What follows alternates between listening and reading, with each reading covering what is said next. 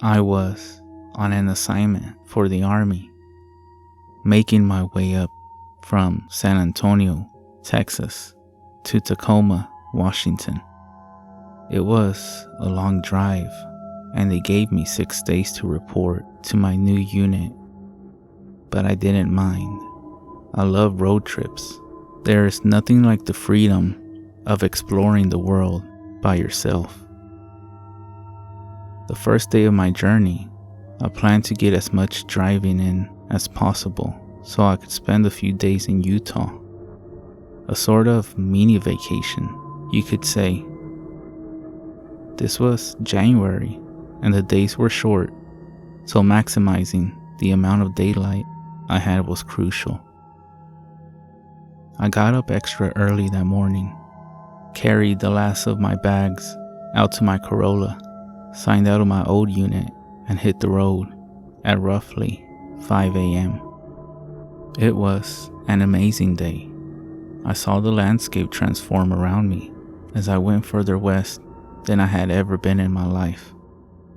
From the San Antonio metropolitan area to the savannas of the Edwards Plateau to the pancake flat farmland of the Great Plains region, America's headbasket. Finally, the farms opened up into prairie, and I saw the "Welcome to New Mexico, the land of enchantment" sign. Now I really was in the middle of nowhere. Continuing on US Route 380, I eventually found myself in Roswell. I could have gotten a few more hours of driving in and made it to Albuquerque, but I figured since I was in no rush, I might as well see what Roswell had to offer. Who knows if I would get a chance to visit again. As a fan of the strange, dark, and mysterious, as Mr. Baldwin would say, I took a self-guided tour of the shops and attractions. The next day, I continued to Albuquerque, then westward on Interstate 40. By the time I reached Gallup and started northbound on US Route 491, I still had 2 hours of driving left before crossing the border into Colorado, and another 45 minutes before I would get to Cortez, my planned stop for the night. However, my daylight was already running out, as sunset was at 6 p.m. I got Starbucks and refreshed myself for the final stretch. It was supposed to be easy, just a straight shot, but looking back on it now, I figured that had I decided to stop in Albuquerque instead of Roswell the night previous, I would have already been in Colorado by now, and possibly be making my way into Utah. I would have saved myself from what was waiting for me on that desolated highway. Route 491 stretched far into the Navajo Nation. On either side of me were endless expanses of prairie bookended by dark indigo mountains on the horizon. To my left, the sky glowed a faint orange-purple, the light slowly dying down like embers in a fire until finally plunging the land into darkness. Every now and then, I would see the forlorn headlights of another car passing by, which gave me a bit of relief that I wasn't alone. I also had my road trip playlist on to keep me company, and call me ironic, but Hotel California was playing. After passing the small, lonely town of Newcomb, the next piece of civilization would be Shiprock. However, between the two was a 36-mile stretch of absolute nothingness, an abyss I had to cross, and I was not ready for what I was about to witness. After several miles, and having not seen another car on the road, I saw something strange emerge from the horizon, barely lit by the moonlight. I thought it was a road sign at first. Then, as I came closer, I realized it was a person, walking on the shoulder of the road, heading in my direction. I squinted, trying my hardest to focus on the figure.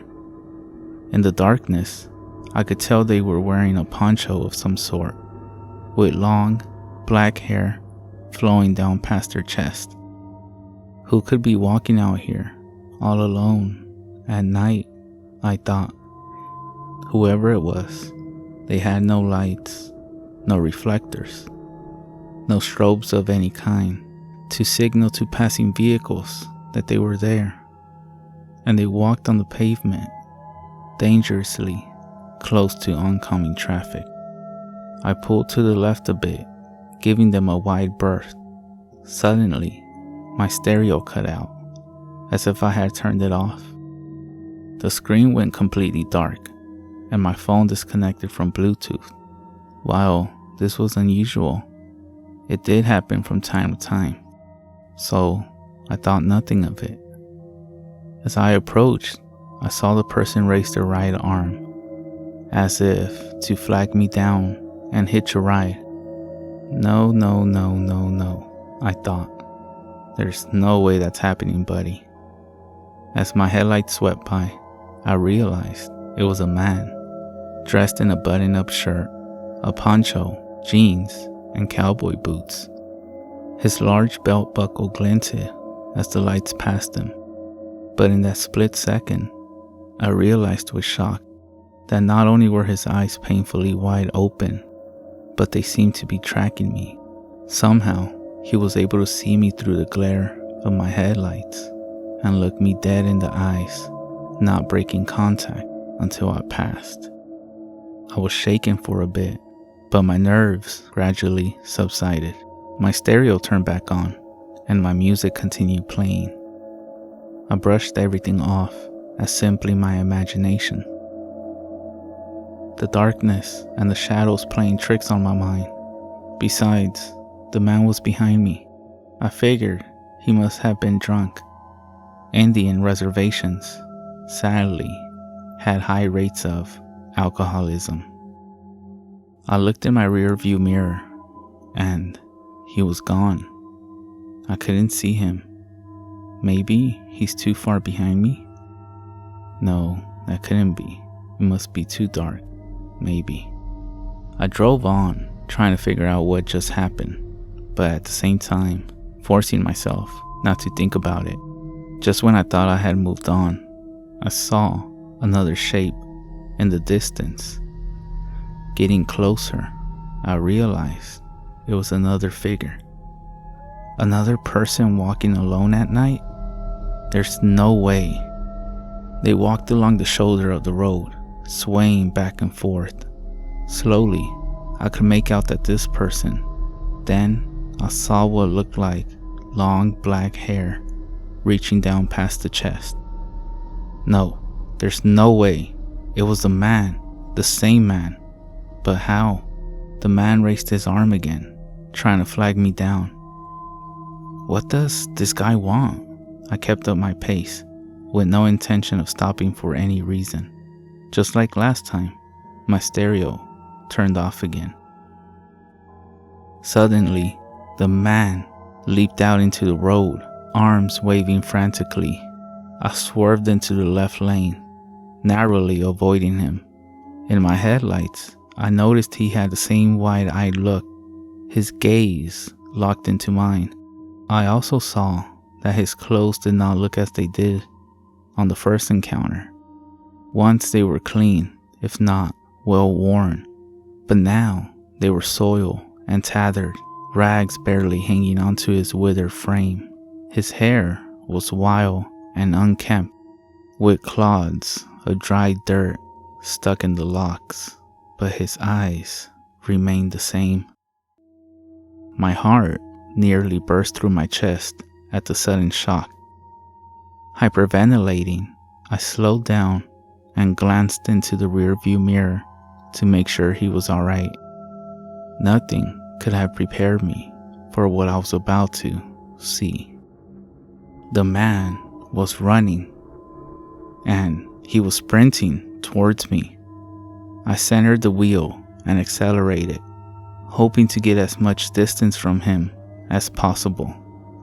But as I continued to speed up, so did he. Faster and faster I drove, but every time I looked in the mirror, I would still see him right behind me, perfectly keeping pace, his body tinted red by my taillights. I could feel my head throbbing and my hands getting slick with sweat on the steering wheel. I was sick to my stomach.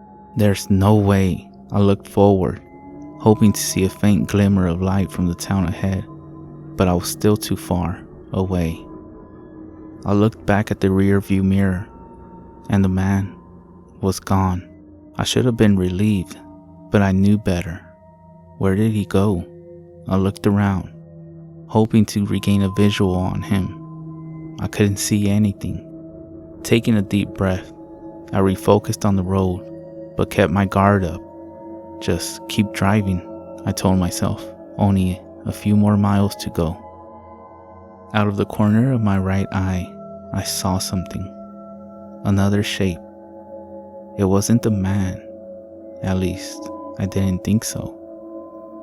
I glanced over, bracing myself for whatever was going to meet my sight. It looked like an animal, some kind of animal, though I couldn't make out exactly what it was. Under the moonlight, I could see it running alongside my car, its limbs reaching out in long strides, its back undulating like a dog. Closer and closer it came. The closer it was, the more of it I could see, little by little. Then I noticed its limbs were far too long for its body. Its body was too short. It had no tail. The head was round, and from it came a trail of long, black hair. I slammed my foot on the gas, pushing my car's engine harder than it had ever been pushed before. By now, I was clocking well over 110. But this creature, it was keeping up. It wasn't phased. It simply ran faster and faster to match my speed. Just what was this thing? How could anyone or anything run this fast? This entity seemed to have endless stamina. Just how long could it keep this up? Just how much faster could it go? Soon, I knew my car would hit its top speed. And then what? How long could it maintain that before breaking down? It wouldn't be long until my engine overheats. But regardless, I would eventually run out of gas. And when I do, what would happen if that thing got me? At 120 miles per hour, my car had reached its limit. This was the fastest I could go, but the creature continued its pursuit. My temperature gauge was approaching the red, and so was my tachometer. I couldn't keep this up any longer. Suddenly, like the beacon of a lighthouse on a tumultuous sea, the first light of Shiprock came into view. It was close, so close. If I could just go a little longer, I could make it into town, to safety. I pressed on. I fixed my eyes on the lights, growing brighter on the horizon.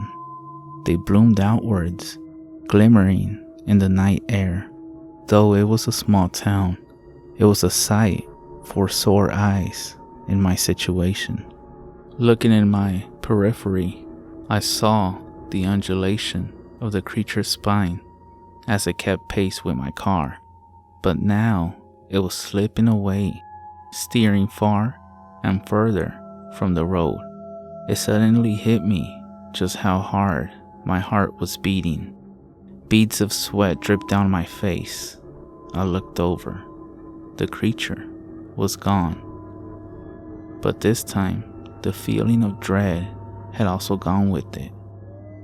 My stereo once again turned back on, and as my music resumed, I took a breath of deep sigh of relief. I let off the accelerator. This man, the creature, whatever it was finally gone for good. Having white-knuckled the steering wheel the whole time without realizing it, my hands were extremely sore, but I was glad to have made it through. A week later, I told another soldier in my unit about what I experienced. Being originally from Albuquerque, she was familiar with the Native American legends of the Southwest. The conversation steered towards a certain creature that she would not dare speak the name of. She also told me that the highway I took was well known for all sorts of paranormal phenomena. Google what Route 491 used to be called, and everything will make sense. Be careful out there.